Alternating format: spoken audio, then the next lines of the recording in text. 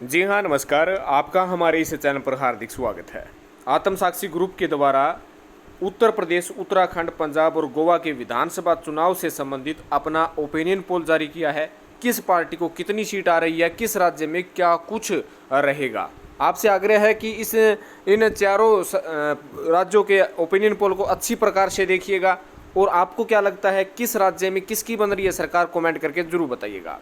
सबसे पहले आपको बता दें कि इस सर्वे को करने वाले मूर्ति जी हैं, जो कि काफ़ी एक्सपीरियंस है और प्रत्येक राज्य का ओपिनियन पोल और एग्जिट पोल जारी करते हैं और लगभग 90 से 95% इनका सर्वे करेक्ट भी होता है। आपको बता दें कि राजनीति विशेषज्ञ भी हैं, राजनीतिक सलाहकार भी हैं। तो सबसे पहले हम बात करते हैं उत्तर प्रदेश की।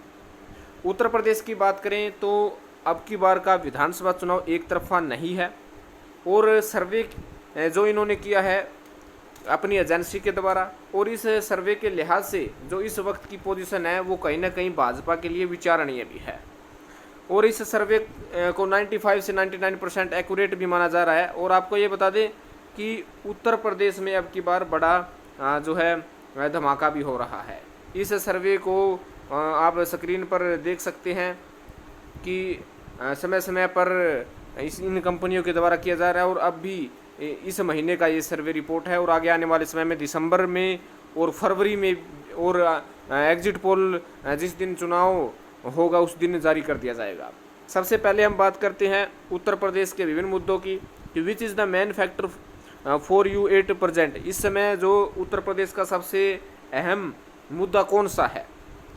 48% से ज़्यादा लोगों ने कहा है कि बेरोजगारी है, अनएम्प्लॉयमेंट एंड फार्मर प्रोटेस्ट, यानी बेरोजगारी और किसान आंदोलन एक महत्वपूर्ण मुद्दा बताया गया है। लखीमपुर खीरी जैसे स्थान पर जिस प्रकार से घटना घटी और 48.5% मुद्दा बना है।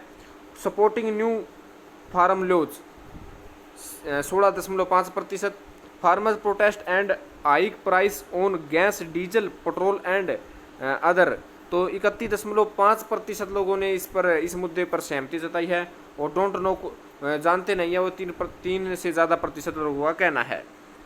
अगला है कि what is your opinion on present electrical supply and the electrical bills you पे, तो सेटिस्फाइड सहमत हैं 35.5%, असहमत हैं 50% और अदर ओपिनियन 99% लोगों ने कहा है। Don't know 4.5%। How did the covid realise lockdown impact your financially and the steps, यानी यूपी गवर्नमेंट ने जो कोविड-19 में क्या आपकी हेल्प की है, कितने आप सेटिस्फाइड हैं। तो आप देख सकते हैं कि सरकार के साथ असहमत 41% है और अन्य मुद्दों पर भी जो असहमत रहे हैं 31.5% और सेटिस्फाइड है सरकार से 12.5% और डोंट नो 4.5% और कह सकते हैं कि बीच से के सवाल यानी कुछ असहमति भी जता रहे हैं, सहमति भी जता रहे हैं, ऐसे 10% लोग। Which are the following as your support. Unemployment 37%, farmer protest 30.5%, hike और petrol no on gas diesel 30%, don't know 2.5%। तो इन मुद्दों के द्वारा जो है सवाल जवाब किए गए थे और आप देख सकते हैं। तो कहीं ना कहीं इन मुद्दों को विशेष तौर पर इस एजेंसी ने भापा है और उसी के आधार पर इसकी रिपोर्ट जारी की है।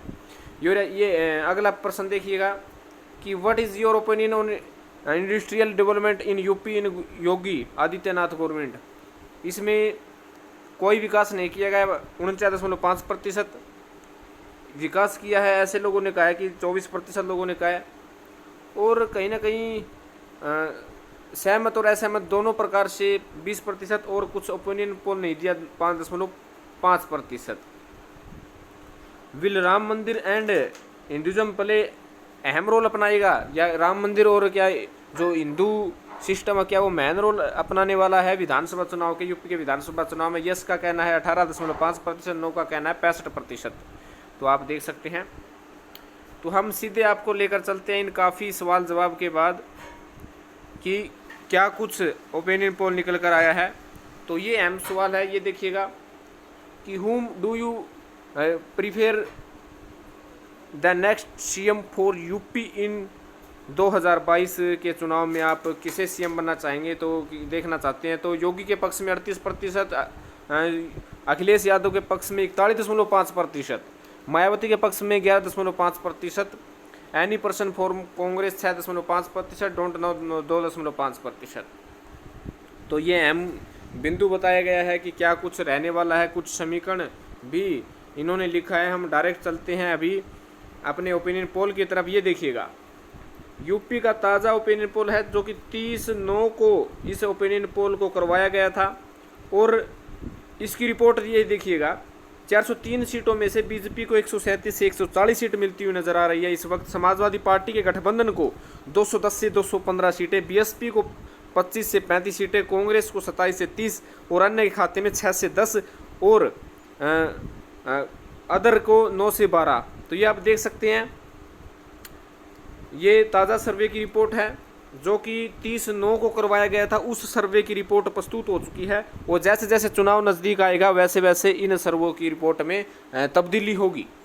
तो आप ध्यान से देख सकते हैं स्क्रीन पर, उत्तर प्रदेश में कहीं ना कहीं समाजवादी पार्टी का जो गठबंधन है वो बड़ा गठबंधन बनते हुए नजर आ रहा है, नंबर 1 पार्टी बनती हुई नजर आ रही है। और पूर्ण बहुमत जो कि 403 सीटों में से जो 202 सीटें प्राप्त करती है उसी की सरकार बनती है, और समाजवादी पार्टी 210 से 215 सीटें प्राप्त करती हुई नजर आ रही है, उनके गठबंधन प्राप्त करता हुआ नजर आ रहा है।